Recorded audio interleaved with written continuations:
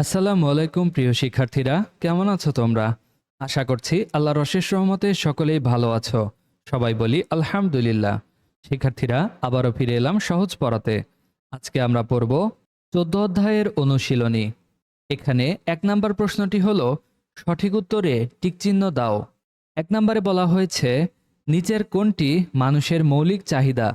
কতে বলা হয়েছে বিনোদন, খতে খাদ্য, গতে হাইব্রিড গাড়ি এবং ঘতে খেলাধুলা। শিক্ষার্থীরা, আমরা জানি মানুষের মৌলিক চাহিদা ৫টি। এগুলো হলো খাদ্য, বস্ত্র, বাসস্থান, শিক্ষা এবং স্বাস্থ্য ও চিকিৎসা। সুতরাং আমরা বুঝতে পারছি এখানে সঠিক উত্তর হবে খ, অর্থাৎ খাদ্য। ২ নম্বরে বলা হয়েছে, জনসংখ্যার ঘনত্ব হলো ড্যাশ। কতে বলা হয়েছে প্রতি একক জায়গায় লোক সংখ্যা, খতে প্রতি মানুষের জন্য ভূমির পরিমাণ, গতে প্রতি একক ক্ষেত্রফলে মানুষের ওজন এবং ঘতে প্রতি মানুষের ওজনের জন্য ভূমির পরিমাণ। শিক্ষার্থীরা, ৯৩ পৃষ্ঠার এই অংশে আমরা পড়েছি জনসংখ্যার ঘনত্ব হল প্রতি একক জায়গায় বসবাসরত মোট লোক সংখ্যা। সুতরাং আমরা বুঝতে পারছি এখানে সঠিক উত্তর হবে ক, অর্থাৎ প্রতি একক জায়গায় লোক সংখ্যা। ৩ নম্বর প্রশ্নে বলা হয়েছে, কোনটি অনবায়নযোগ্য শক্তির উৎস? কতে বলা হয়েছে পানি, খতে গাছ, গতে বাতাস এবং ঘতে কয়লা। শিক্ষার্থীরা, পূর্বের অধ্যায়ে আমরা পড়েছিলাম তেল, কয়লা এবং প্রাকৃতিক গ্যাস হল অনবায়নযোগ্য শক্তির উৎস।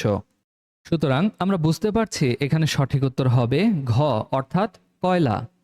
৪ নম্বর প্রশ্নে বলা হয়েছে, জীবাশ্ম জ্বালানি পোড়ানোর ফলে কোনটি ঘটে?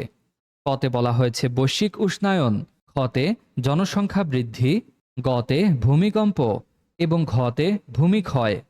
শিক্ষার্থীরা, ৯৫ পৃষ্ঠার এই অংশ পড়ে আমরা বুঝতে পেরেছি জীবাশ্ম জ্বালানি পোড়ানোর ফলে পৃথিবীর উষ্ণতা বৃদ্ধি পাচ্ছে এবং অ্যাসিড বৃষ্টি হচ্ছে।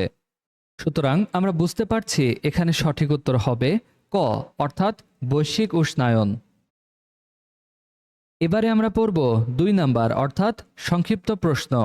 ১ নাম্বার প্রশ্নে বলা হয়েছে, জনসংখ্যা বৃদ্ধি পেলে কিসের চাহিদা বাড়বে? শিক্ষার্থীরা, পাঠ্য বইয়ের ৯৪ পৃষ্ঠার এই অংশে আমরা পড়েছি জনসংখ্যা বৃদ্ধির ফলে খাদ্য, বস্ত্র, বাসস্থান এবং ভূমি ইত্যাদির ঘাটতি দেখা দেবে, চিকিৎসা এবং শিক্ষার সুযোগ কমে যেতে পারে। এই অংশ থেকে ধারণা নিয়ে প্রশ্নের উত্তরটি আমরা এভাবে লিখতে পারি, জনসংখ্যা বৃদ্ধি পেলে খাদ্য, বস্ত্র, বাসস্থান, চিকিৎসা সেবা, ভূমি, শিক্ষা প্রতিষ্ঠান ইত্যাদির চাহিদা বাড়বে। ২ নম্বর প্রশ্নে বলা হয়েছে, পরিবেশের উপর জনসংখ্যা বৃদ্ধির ৩টি ক্ষতিকর প্রভাব লিখি। শিক্ষার্থীরা, জনসংখ্যা বৃদ্ধির ফলে জীবের আবাসস্থল ধ্বংস হচ্ছে, রাসায়নিক সার ও কীটনাশকের অতিরিক্ত ব্যবহারে মাটি ও পানি দূষিত হচ্ছে এবং জীবাশ্ম জ্বালানি পোড়ানোর ফলে বায়ু দূষিত হচ্ছে। প্রশ্নের উত্তরটি আমরা এভাবে লিখতে পারি, পরিবেশের উপর জনসংখ্যা বৃদ্ধির ৩টি ক্ষতিকর প্রভাব হল ১ নাম্বার, জীবের আবাসস্থল ধ্বংস হচ্ছে, ২ নাম্বার, অধিক শস্য উৎপাদনের জন্য রাসায়নিক সার ও কীটনাশকের অতিরিক্ত ব্যবহারের ফলে মাটি ও পানি দূষিত হচ্ছে এবং ৩ নাম্বার, যাতায়াত ও পণ্যের চাহিদা মেটানোর জন্য যানবাহন ও কলকারখানায় জীবাশ্ম জ্বালানি পোড়ানো হচ্ছে, ফলে বায়ু দূষিত হচ্ছে। ৩ নম্বর প্রশ্নে বলা হয়েছে, অধিক খাদ্য উৎপাদনে বিজ্ঞান ও প্রযুক্তি কিভাবে অবদান রাখছে? শিক্ষার্থীরা, বিজ্ঞান ও প্রযুক্তি উন্নত কৃষি যন্ত্রপাতি ও জৈব প্রযুক্তি তৈরিতে সাহায্য করছে, ফলে কম সময়ে অধিক ফসল উৎপাদন এবং পুষ্টি সমৃদ্ধ, রোগ প্রতিরোধী ও অধিক ফলনশীল ফসল উদ্ভাবন সম্ভব হচ্ছে। এতে খাদ্য উৎপাদন বৃদ্ধি পাচ্ছে। প্রশ্নের উত্তরটি আমরা এভাবে লিখতে পারি, বিজ্ঞান ও প্রযুক্তি উন্নত কৃষি যন্ত্রপাতি তৈরিতে সাহায্য করছে। এই উন্নত কৃষি যন্ত্রপাতি ব্যবহার করে কম সময়ে অধিক ফসল উৎপাদন সম্ভব হচ্ছে। এছাড়া বর্তমানে জৈব প্রযুক্তি ব্যবহার করে অধিক পুষ্টিসম্পন্ন, রোগ প্রতিরোধী ও অধিক ফলনশীল ফসল উদ্ভাবন করা হচ্ছে। এর ফলে ফসলের উৎপাদন বৃদ্ধি পাচ্ছে। এভাবেই বিজ্ঞান ও প্রযুক্তি অধিক খাদ্য উৎপাদনে অবদান রাখছে। শিক্ষার্থীরা, আজকের ক্লাস এটুকুই। আশা করছি সকলেই এই অংশটুকু সুন্দরভাবে বুঝতে পেরেছো।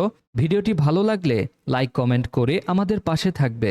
সকলেই ভালো থাকো, সুস্থ থাকো। আল্লাহ হাফেজ।